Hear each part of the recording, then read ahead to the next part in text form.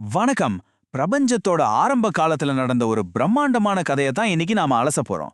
அகந்தை, அதனால வந்த ஒரு பெரிய தெய்வீக கோபம், அப்புறம் எப்படி அந்த பெரிய பாவம் நீங்குச்சு, இதையெல்லாம் பத்தி விளக்கக்கூடிய ஒரு தொகுப்பு தான் இது. வாங்க, நேரா விஷயத்துக்குள்ள போயிடலாம். இப்போ உங்ககிட்ட ஒரு கேள்வி. இந்த பிரபஞ்சத்தோட உச்சக்கட்ட சக்தி யாரு? ஒரு சாதாரண பொய் எப்படி இந்த உலகத்தோட மிக உக்கிரமான ஒரு காவலனை உருவாக்குச்சு? இந்த ஆழமான கேள்விதான் நம்ம பயணத்தோட ஆரம்பம். ஏன்னா இது வெறும் கதை கிடையாதுங்க.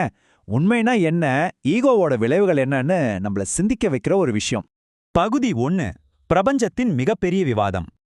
கதை எங்க ஆரம்பிக்குதுன்னா, இருள் சூழ்ந்த அந்த ஆரம்ப காலத்துல ஒளிரும் கேலக்சிகளுக்கு நடுவே நடந்த ஒரு மாபெரும் ஈகோ மோதல்ல தாங்க. பொன் மகுடம் அணிஞ்சு 5 தலை கொண்ட படைக்கும் கடவுளான பிரம்மா ஒரு பக்கம், சங்கு சக்கரத்தோட நீல நிறத்துல இருக்கிற காக்கும் கடவுளான விஷ்ணு இன்னொரு பக்கம். நான் தான் பெரியவன், இல்ல நான் தான் முதன்மை அப்படின்னு 2 பேருக்கும் இடையில விவாதம் ரொம்ப தீவிரமாகுது. இந்த அகந்தை அதிகமாக பிரபஞ்சமே ஒரு பெரிய குழப்பத்துல ஆழ ஆரம்பிக்குது. பகுதி 2. முடிவில்லாத நெருப்புத்தூண். இப்படி இவங்களோட ஈகோ உச்சத்தை அடைஞ்சு பிரபஞ்சமே நடுங்கிட்டு இருக்கும்போது யாருமே எதிர்பார்க்காத ஒரு பெரிய ட்விஸ்ட் அங்க நடக்குது. 2 பேருக்கும் நடுவுல திடீர்னு ஒரு பிரம்மாண்டமான அக்னி ஸ்தம்பம் தோன்றுதுங்க.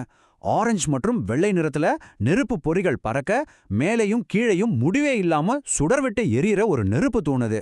இது சிவபெருமானோட பரம வடிவத்தை குறிக்குது. இந்த தெய்வீக அதிர்வலைகளை பார்த்த உடனே பிரம்மாவும் விஷ்ணுவும் அப்படியே அதிர்ச்சியில உறைஞ்சு போய் நிக்கிறாங்க. ஈகோ வந்தா நம்ம யோசிக்கும் திறனே போயிடும்னு சொல்வாங்க இல்லையா, அது இங்க சரியா பொருந்துது. இந்த முடிவில்லாத நெருப்புத் தூணோட ஆரம்பம் எங்க, முடிவு எங்கன்னு கண்டுபிடிக்க 2 பேரும் முற்றிலும் எதிரெதிர் திசைகள்ல பயணிக்கிறாங்க. பிரம்மா ஒரு ஒளிரும் வெள்ளை அன்னப்பறவையா, அதாவது ஹம்சமா மாறி மேகங்களெல்லாம் தாண்டி வானத்தை நோக்கி மேல பறக்கிறார். விஷ்ணுவோ ஒரு மாபெரும் வராக அவதாரம் எடுத்து நெருப்புக் குழம்புகளுக்கு நடுவுல பூமியை தொலைச்சிக்கிட்டு அதல பாதாளத்தை நோக்கி கீழே போறார். ஆனா இங்க ஒரு மலைக்க வைக்கும் உண்மை என்ன தெரியுமா? 1 வருஷம் 2 வருஷம் இல்லைங்க, முழுசா 1000 வருஷம் தேடியும் மேல பறந்த அன்னத்தாலேயோ இல்ல கீழே தோண்டிட்டு போன வராகத்தாலேயோ சிவனோட இந்த நெருப்பு வடிவத்தோட அடியையோ அல்லது முடிவையோ கண்டுபிடிக்கவே முடியல. பகுதி 3. பொய்யும் கோபமும். இங்கதான் ஒரு முக்கியமான விஷயம் நடக்குது. உண்மையால ஜெயிக்க முடியாதப்போ குறுக்கு வழியிலேயாவது ஜெயிக்கணும்னு ஒருத்தர் முடிவு பண்றாரு. மேல போன பிரம்மா தங்க நிறத்துல மிதந்து வர ஒரு ஒளிரும் தாழம்பூவை, அதாவது கேதகி மலர பாக்குறாரு. உடனே அவருக்கு ஒரு தந்திரமான யோசனை வருது. அந்த பூவை ஒரு பொய்ச்சாட்சியா வச்சுக்கிட்டு, நான் அந்த ஒளியோட முடிவை பார்த்துட்டேன் அப்படின்னு ரொம்ப தைரியமா ஒரு பொய்ய சொல்றாரு. பிரம்மாவோட இந்த பெரும் பொய்யும் ஈகோவும் சிவபெருமான ரொம்பவே கோவப்படுத்துதுங்க. அந்த உக்கிரத்தை நீங்களே கற்பனை பண்ணி பாருங்க. புயல் மேகங்கள் ஒன்னா திரள, மின்னல்கள் வெட்ட, அந்த நெருப்பு தூணிலிருந்து சாம்பல் பூசிய உடலோடும் ஒளிரும் நெற்றிக்கண்ணோடும் சடாமுடியில கங்கையோடும் சிவபெருமான் ஒரு மாபெரும் தெய்வீக வடிவத்துல ஆக்ரோஷமா வெளிப்படுறாரு. பகுதி 4. காலபைரவர் தோற்றம் மற்றும் அகந்தை அழிவு. நம்ம தொகுப்போட உச்சக்கட்டமே இதுதாங்க. சிவனோட கோபம் கொதிநிலையை அடைஞ்சு முற்றிலும் பயங்கரமான ஒரு வடிவமா வெடிக்குது.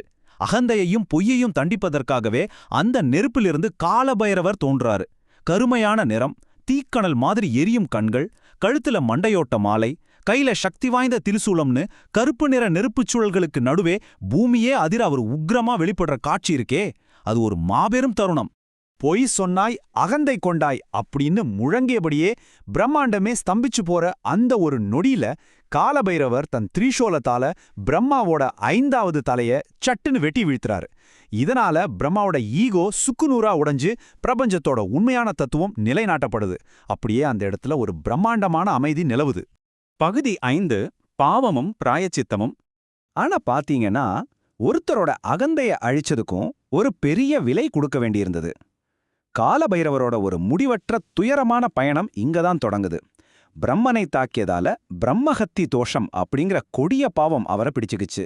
வெட்டப்பட்ட அந்த தலை அவரோட கையிலேயே நிரந்தரமா ஒட்டிக்கொள்ள, ஒரு மாபெரும் கடவுள் காத்துல சாம்பல் பறக்க, ஒரு பிச்சைக்காரன் மாதிரி கையில கபாலத்தோட யுகமா பல உலகங்கள்ல அலைஞ்சு திரியிறாரு. ரொம்ப நீண்ட காலத்துக்கு அப்புறம் அவரு பழமையான புனித நகரமான காசியை நெருங்குறாரு. விளக்குகளால ஒளிரும் காசி மாநகரமும் அந்த அமைதியான கங்கை நதியும் அவரை வரவேற்குது. அந்த புனித நகரத்தோட தெய்வீக சக்தி அவரை அமைதிப்படுத்த, வானத்துல தேவர்களின் மணிகள் ஒலிக்க, ஒரு பெரிய ஒளியோட அந்த பிரம்மாவோட தலை அவரோட கையிலிருந்து தானாகவே கீழே விழுது. அந்த நொடியில காலபைரவரோட அந்த மாபெரும் பாவம் முழுமையா நீங்குது. பகுதி 6 உண்மையான தத்துவார்த்த அர்த்தம். இப்போ புராண கதைகள்ல இருந்து கொஞ்சம் வெளியில வந்து இந்த நிகழ்வுகள் நம்மளோட அன்றாட வாழ்க்கைக்கு என்ன சொல்லிக் கொடுக்குதுன்னு பார்க்கலாம். நம்ம எல்லாருக்குள்ளயும் பிரம்மாவோட அந்த ஈகோவும் தந்திரமும் கொஞ்சமாவது இருக்கத்தான் செய்யுது.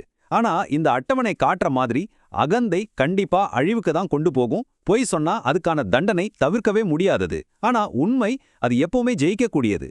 தர்மத்தோட உச்சக்கட்ட பாதுகாவலனா சிவனும் கர்மாவை கட்டுப்படுத்துபவரா காலபைரவரும் இருக்காங்க அப்படிங்கறத இது ரொம்ப ஆழமா உணர்த்துது. இறுதியா காலபைரவர் தனக்கான நிரந்தரமான நோக்கத்தை கண்டுபிடிச்சிடுறாரு. பொன்னான சூரிய உதயத்தோட பின்னணியில கையில திரிசூலத்தோட காசி மாநகரத்தோட சக்தி வாய்ந்த காவல் தெய்வமா அவர் கம்பீரமா நிக்கிறாரு. காசிக்கு வர்ற அனைவரையும் காக்கக்கூடியவர். காலம் மற்றும் கருமா இது ரெண்டின் மீதும் முழுமையான அதிகாரத்தை கொண்டவரா மாறலாரு. இந்த தொகுப்போட முடிவுக்கு நாம வந்துட்டோம். ஆனா போறதுக்கு முன்னாடி இத ஒரு நிமிஷம் ஆழமா யோசிச்சு பாருங்க.